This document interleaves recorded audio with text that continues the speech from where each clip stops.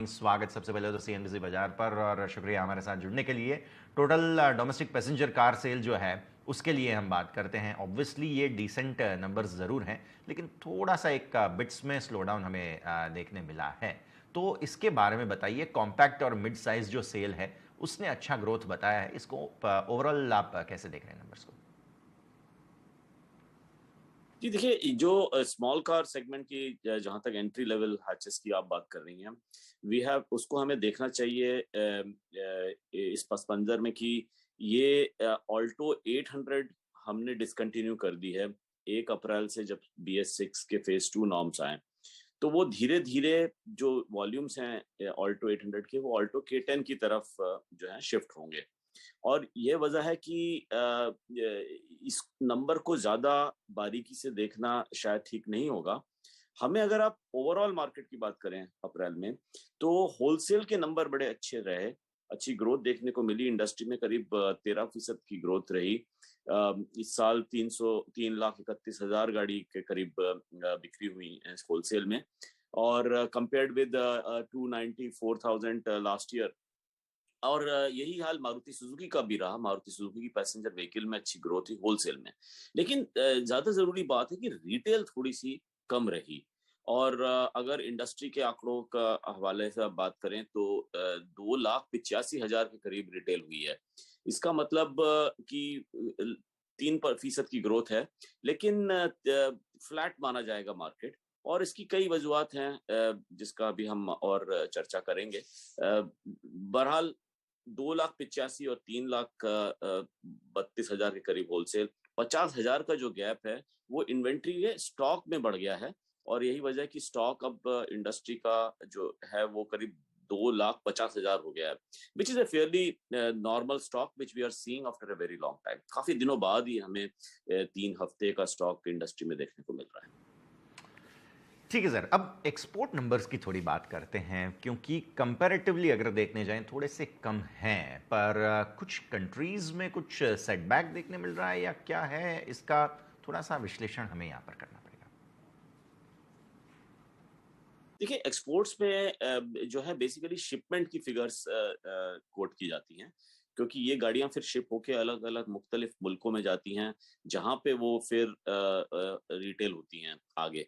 तो करीब 3 महीने का एक लैग रहता है यहाँ से शिप करके जो कस्टमर को फाइनली गाड़ी मिलती है। तो इसलिए इस शिपमेंट के बुनियाद पे हम ये नहीं कह सकते कि एक्सपोर्ट्स के बाजारों में कमी या कमजोरी देखने को मिल रही है।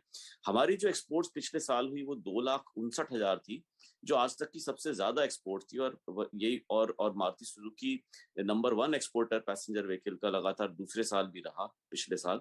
और इस साल भी हमें उम्मीद है कि हमारे एक्सपोर्ट्स पिछले साल के मुकाबले, गुज़िश्ता साल यानी माली साल 22-23 के मुकाबले, जो रवा माली साल है 23-24 का, उसमें हमारी एक्सपोर्ट्स जो है वो और में मजीद मजीद इजाफा होगा। तो सर, कौन से देश ऐसे हैं जहां पर हमारा एक्सपोर्ट अभी फिलहाल अच्छा जा रहा है मार्केट डिमांड वाइज, अगर हम देखने जाएं, और आने वाले वक्त में हमें वहां पर और इवॉल्व होते हुए मार्केट्स देखने मिलेंगे सर?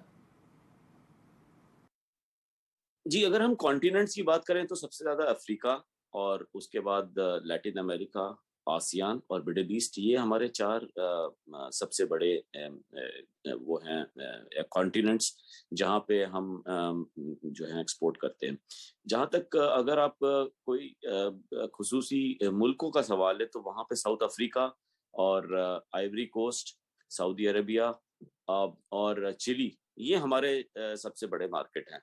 तो हमें उम्मीद है, जैसे मैंने अभी आपको बताया, कि इस साल भी हम अपने जो बरामदगी है, जो एक्सपोर्ट्स हैं, उस पे हम इजाफा करेंगे। लेकिन सर, साथ ही साथ जो इलेक्ट्रॉनिक कंपोनेंट्स की शॉर्टेज का एक सवाल है, उसमें इम्पैक्ट हमने ऑलरेडी प्रोडक्शन व्हीकल्स में जो है वो देखा था। अब ऑलरेडी बहुत सारे पॉसिबल मेजर्स जो है वो हमने लिए हैं इस इम्पैक्ट को कम करने के लिए, लेकिन पर्टिकुलरली ये सेमीकंडक्टर का शॉर्टेज जो है वो ज़्यादा एक असर कर रहा है, या कैसे देखें, क्या मेजर्स हम ले रहे हैं इसे और मिनिमाइज करने के लिए सर? नहीं, ज्यादातर तो ये चिप्स की बात, सेमीकंडक्टर के कंपोनेंट्स की बात कर रहे थे। और इस हवाले से मैं ये बताना चाहूँगा आपको कि ये सिर्फ एक्सपोर्ट्स के बारे में नहीं, ये डोमेस्टिक मार्केट भी इससे मुतासिर हुआ है। अब देखें गुज़िश्ता साल 22-23 में हमारे 1,70,000 गाड़ियों का प्रोडक्शन का नुकसान हुआ था सेमीकंडक्टर कंपोनेंट की वजह से। और अक्टूबर, नवंबर, दिसंबर तिमाही का ही जो नुकसान करीब 45,000 गाड़ी था, और जनवरी, फरवरी, मार्च की जो तिमाही है उसमें करीब 38,000 गाड़ियों का नुकसान हुआ था। तो ये सिलसिला अभी भी तसलसल मतलब चल रहा है। अप्रैल में भी हमें उसका सामना करना पड़ा, प्रोडक्शन का हमारा लॉस हुआ। हम ये ऐसा इम्कान है हमारा कि क्वार्टर 1 में ये जो मामलात हैं ये ऐसे ही चलते रहेंगे, और शायद थोड़ी बेहतरी हमें क्वार्टर 2 से देखने को मिलेगी। लेकिन ये कहना पक्का इसलिए नहीं हो पा रहा है क्योंकि जो सेमीकंडक्टर कंपोनेंट्स की विजिबिलिटी है अवेलेबिलिटी की, वो कम होती है, और हमें हर हफ्ते एक नया प्रोजेक्शन करना पड़ता है आगे के लिए। ठीक है सर, तो अब ईवीज के बारे में बात करते हैं क्योंकि मार्केट ऑलरेडी सेट हो चुका है वहाँ पर। क्या प्रोग्रेस रहा है हमारा इस सेगमेंट में, परफॉर्मेंस कैसे देख रहे हैं, या आने वाले वक्त में क्या प्लान रहेंगे, कुछ लक्ष्य आपने रखा है इस सेगमेंट के लिए? जी, देखिए ऐसा है कि ईवी का मार्केट गुज़िश्ता माली साल 22-23 में करीब 52,000 गाड़ी ईवीज़ बिकी हैं हिंदुस्तान में। उसमें पैसेंजर व्हीकल के हवाले से मैं बात कर रहा हूँ, जो कि पूरे बाज़ार की 1.3% के करीब है। और हमने ये पाया है अपने जो तहकीक है उसमें ये कि जब ये जो अडॉप्शन है वो जब 3 से 4% हो जाता है, तब इन्फ्लेक्शन पॉइंट आता है ईवी के एडॉप्शन में। वो इन्फ्लेक्शन पॉइंट हमें उम्मीद है कि 2024-25 के माली साल में आएगा, और यही वजह है कि हमने उस समय एक प्लान की अपनी एक गाड़ी EVX, जो एक एसयूवी है, इलेक्ट्रिक है। हमने उसको अभी जनवरी में ऑटो एक्सपो में भी दिखाई थी। 60 किलोवाट आवर की बैटरी है उसमें, 550 किलोमीटर के लगभग उसकी रेंज है। वो हम उतारेंगे, और आगे आने वाले वक्त में हमें ये हमारी ये पेशगोई है कि 2030 तक, जबकि हिंदुस्तान का जो पैसेंजर व्हीकल का जो बाजार है वो करीब 60 लाख का होगा, उसमें से करीब 10 लाख गाड़ियां जो हैं ईवीज होंगी। मतलब करीब 17% जो है वो ईवीज का पेनिट्रेशन रहेगा। और उस टाइम तक, उस वक्त तक हम 6 ईवीज जो हैं मार्केट बाजार में उतारेंगे, और ये 6 ईवीज जो हैं मुख्तलिफ सेगमेंट्स को कवर करेंगी, और इस तरह से हम अच्छा बाजार की हिस्सेदारी ईवी मार्केट में भी हासिल करेंगे। ठीक है सर, आखिर में जो कैपेसिटी एक्सपेंशन के प्लान आपने जो अनाउंस किए हैं उसके बारे में डेफिनेटली हम बात करना चाहेंगे। कौन से सेगमेंट की गाड़ियां जो हैं वो इसमें और एक्सपैंड होती हुई डिमांड और प्रोडक्शन कैपेसिटी के हिसाब से होते हुए दिखेंगे हमें? जी, देखिए मैंने अभी ईवीज़ के बारे में बताया कि 2030 तक जो है हम मारुति सुजुकी का पावर ट्रेन का जो डिस्ट्रीब्यूशन है वो करीब 60% तो आइस व्हीकल्स का रहेगा, CNG, biogas, flex fuel, ethanol वगैरह।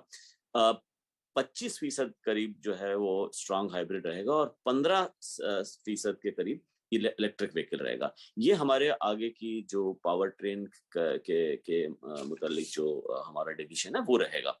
अब जहां तक कैपेसिटी का आपने सवाल किया, जो मोटे आंकड़े जो मैं आपको बता सकता हूं इस समय वो ये है कि 2030 में ऐसा इम्कान है कि हमारे मुल्क में पैसेंजर व्हीकल में 60 लाख गाड़ियों का बाजार होगा, जिसमें से हम कोशिश करेंगे अपना 50% उसका हासिल करने का, यानी 30 लाख व्हीकल डोमेस्टिक की, और 10 लाख व्हीकल करीब हमारी एक्सपोर्ट और जो ओईएम सप्लाई है उसको मिला के। मतलब अभी ये पेशगोई है हमारी कि 40 लाख गाड़ियां मारुति सुजुकी 2030-31 में बनाएगा। अभी हमारी जो कैपेसिटी है वो लगभग 20 लाख से थोड़ी सी ज्यादा है, और खरखोड़ा का जो प्लांट जिसका जहाँ पे अभी काम चल रहा है, जहाँ पे सरमाया ऑलरेडी हो चुका है इन्वेस्टमेंट, वहां पे करीब 10 लाख गाड़ी का मैक्सिमम हो सकता है, मतलब सप्लाई। तो 20 और 10, 30 जो है कुल मिला के इस समय कैपेसिटी है। जो बैलेंस 10 लाख की कैपेसिटी है वो बोर्ड मीटिंग में इस बार नोट की गई और कहा गया कि हम मैनेजमेंट को और जो इंतजामिया है उसको ये बोर्ड ने हुक्म जारी किया कि आप ये एग्जामिन करें कि एक नया प्लांट 10 लाख कैपेसिटी का कैसे लगाना है। अभी उस पर काम करना बाकी है। तो ये जो सवाल है कि वो कहाँ आएगा और कौन सा मॉडल उसमें आएगा और कितना बड़ा प्लांट होगा वगैरह वगैरह, ये शायद इसका जवाब इस समय देना मेरे ख्याल में मुमकिन नहीं है। लेकिन हाँ, उस पर जब रिपोर्ट आएगी तब हमें पता चल जाएगा कि वो कैपेसिटी कितनी होगी, कौन से मॉडल बनेंगे और वहां और किस जगह पे ये प्लांट आएगा।